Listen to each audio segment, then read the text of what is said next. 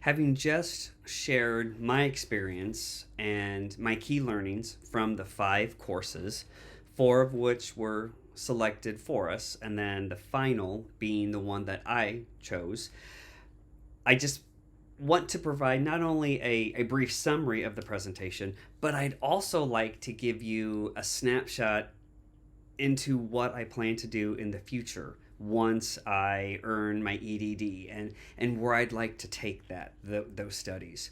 So in summary, the 5 courses, I hope that I addressed, the 2 questions adequately, dealing with how I've grown professionally over the past 2 years because of this EDD opportunity, which is not afforded lightly to everyone. I know that Dr. Levitt is fond of saying that this is a degree of distinction, and she's absolutely right.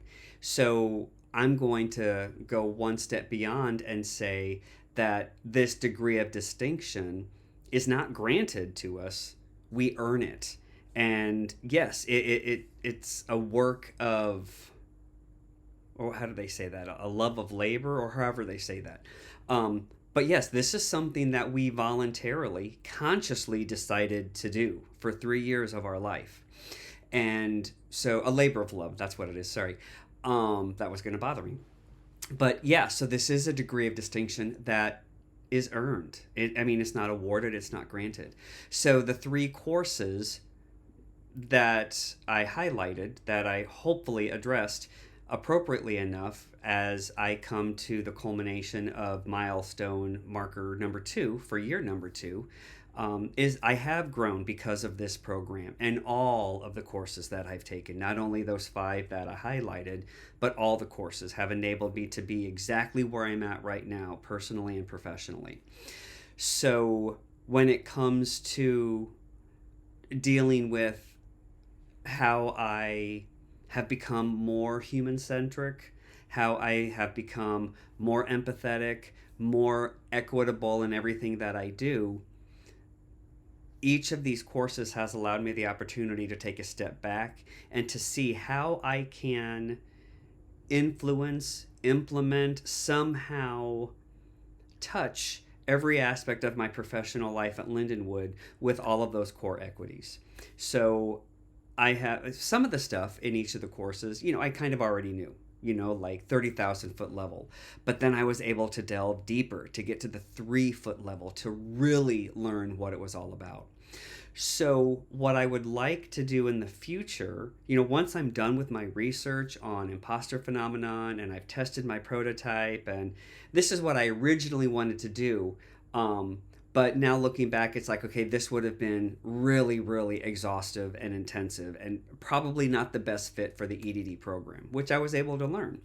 But what I would like to do is to take the findings that I've, eventually will garner from my data when I do my prototype testing, is in the future for my postdoctoral study, I would love to develop a mobile application for an iPhone, an Android, Google phone, whatever's out there.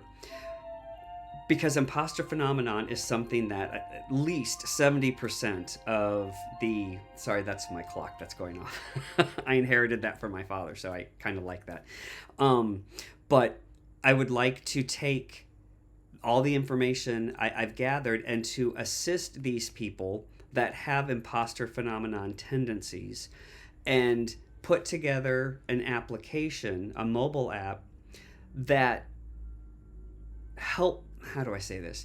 It helps the sufferer, the victim, anticipate an attack.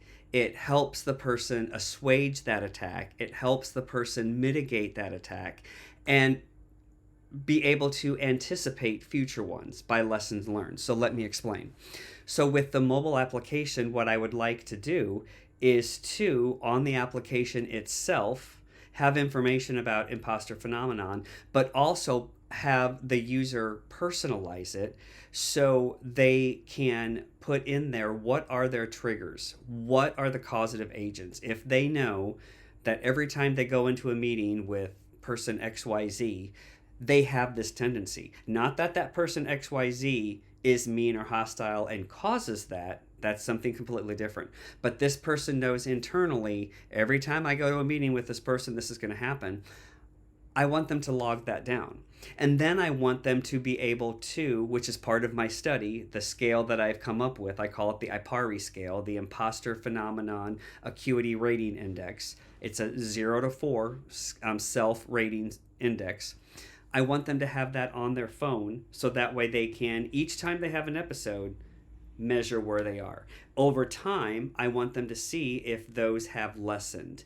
I also want them to have a strategy. What is their artifact? What is their attitude? What are they relying upon to help get them through this experience, to validate that they certainly have a voice at the table and they are credible enough to be there. So this is all the workings in my head, but my current EDD study is going to lay the groundwork for that ultimate application, that mobile application. And being the nurse, I'm all about data. I'd also like to have it, I don't know, sync up to I don't know which hand, a smartwatch, a Garmin, or something that can also measure their vital signs. So it can, they can look down at their phone or their watch and say, oh, my pulse is rising. Something's going on. Or, my breathing, some have the capability right now to do blood pressures, things of that nature. Anyway, I'm babbling.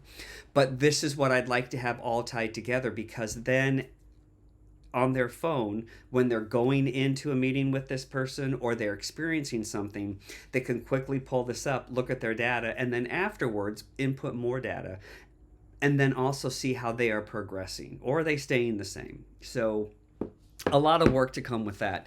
But this EDD program, what I am starting to research right now, all of this material, all of this data will be used postgraduate, postdoctoral, so that I can hopefully work with whomever to develop this app that can be some type of a short-term strategy, an intervening instrument whenever they're having an episode, to help get them through that episode, and then to also assuage and mitigate. It's a short-term strategy, but it can also be used in their long-term strategy to help them overcome this, and to, in the future, maybe have less acute episodes, or even just less episodes. So, but those are my plans for the future.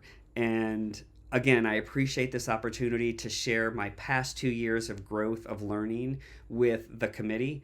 And I just look forward to the next year and all the adventures and all the learnings that will bring.